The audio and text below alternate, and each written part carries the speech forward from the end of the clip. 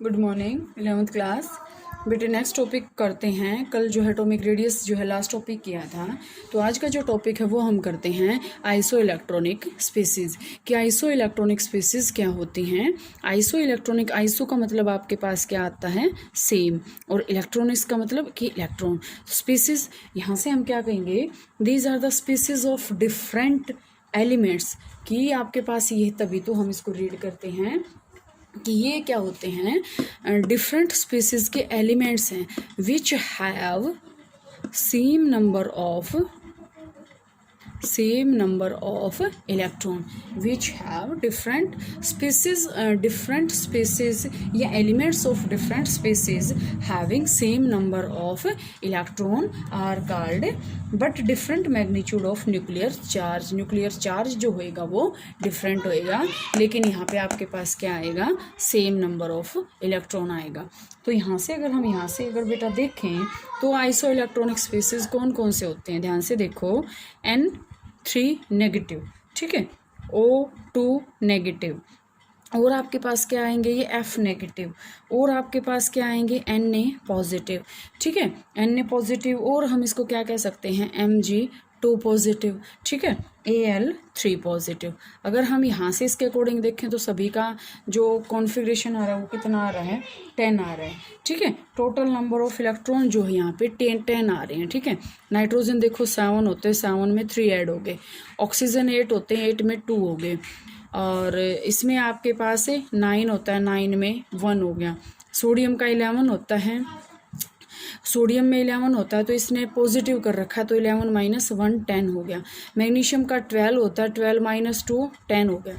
Aluminium का 13 - 3 तो 10 हो गया। तो अगर हम यहाँ से देखते हैं तो इलेक्ट्रॉन्स का जो अमाउंट है वो सभी में क्या आया, सेम आया। सो आइसो इलेक्ट्रॉनिक स्पीसीज आर दो स्पीसीज विच हैव, या फिर हम या कहेंगे elements of different species which have same number of electrons.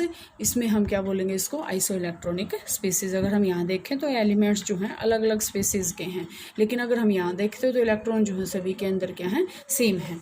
तो यहाँ से आपके पास ये क्लियर हो जाना चाहिए। इसके बाद आपके पास क्या आता है, नेक्स्ट टॉपिक जो यूनिट 3 का आता है वो आता है ionisation enthalpy.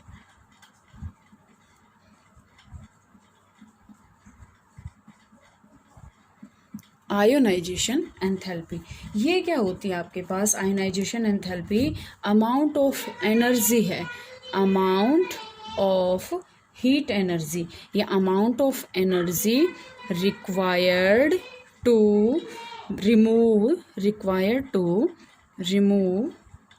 The most loosely electron from any isolated atom. मतलब क्या है यहाँ से कि एनर्जी रिक्वायर्ड है आयोनाइजेशन एंथैल्पी, कि आयंस की फॉर्म में किसी भी एटम को लेके आने के लिए, ठीक है। अब जैसे अगर हम यहाँ से लें, सोडियम का एग्जांपल लेते हैं, ठीक है। सोडियम का एटॉमिक नंबर 11 होता है, एटॉमिक कॉन्फ़िगरेशन 281 होता है। इसको तो ये एक इलेक्ट्रॉन रिमूव करना है बस। तो यहाँ से ये क्या बन जाएगा, Na पॉजिटिव। यहाँ से देखो Na पहले क्या था, एटम था, लेकिन अब ये क्या बन गया, कैटायन। अब आपको ये पता होगा, पहले ये एटम था, अब ये क्या बन गया, कैटायन बन गया। तो इसका मतलब यहाँ से क्लियर है कि आयनाइजेशन एंथैल्पी क्या है, मोस्ट लूजली जो बाउंड इलेक्ट्रॉन है उसको हटाने के लिए जो हमें एनर्जी चाहिए उसको हम बोलते हैं आयनाइजेशन एंथैल्पी, ठीक है। अब इसके बाद इसके बेटा फैक्टर्स आते हैं, वो मैं आपको वर्बली बता रही हूँ क्योंकि मैंने डिफाइन कर रखा है। इसके जो फैक्टर्स होते हैं बेटे वो कौन कौन से हैं। फैक्टर्स हैं सबसे पहले एटॉमिक रेडियस या फिर साइज़। तो एटॉमिक रेडियस आपके पास क्या होएगा, ये आपको मैंने पहले भी बताया था, एटॉमिक रेडियस या फिर साइज जितना बड़ा होएगा जो आयनाइजेशन एंथैल्पी है वो उतनी ही कम होएगी, क्योंकि बड़ी चीज़ को तोड़ने में हमें कम फोर्स लगाना पड़ता है, ठीक है। अब यहाँ से आपके पास आता है न्यूक्लियर चार्ज आपके पास जितना ज़्यादा होएगा उतनी हमें ज़्यादा एनर्जी उसको ज़्यादा देनी पड़ेगी। क्यों देनी पड़ेगी, क्योंकि न्यूक्लियर चार्ज कब बढ़ रहा है, आपको मैंने कल भी बताया था, न्यूक्लियर चार्ज कब बढ़ रहा है, जब वो forces of attraction between the shells and nucleus उसके बीच में जो फोर्सेज ऑफ अट्रैक्शन बढ़ रहा है, फोर्सेज ऑफ अट्रैक्शन ज़्यादा बढ़ गया तभी तो साइज़ बढ़ा है, सॉरी साइज़ घटा है। ये आपको नोट करना है, जितना न्यूक्लियर चार्ज बढ़ रहा है साइज़ उतना ही कम हो रहा है, क्योंकि अट्रैक्शन हो रहा है। वो न्यूक्लियर चार्ज का मतलब क्या है, अट्रैक्शन हो रहा है वो, ठीक है। अट्रैक्शन किसी भी न्यूक्लियस की तरफ इलेक्ट्रॉन्स का हो रहा है तो अट्रैक्ट होएंगे, तो वो शेल को अपने साथ लेके आएंगे, तो उसका साइज़ क्या होएगा, छोटा होएगा। तो यहाँ से न्यूक्लियर चार्ज जितना बढ़ रहा है, एनर्जी आयनाइजेशन एंथैल्पी की अमाउंट भी उतने ही इंक्रीज हो रही है। क्यों हो रही है, क्योंकि अट्रैक्शन क्या हो रहा है यहाँ पे, इंक्रीज हो रहा है।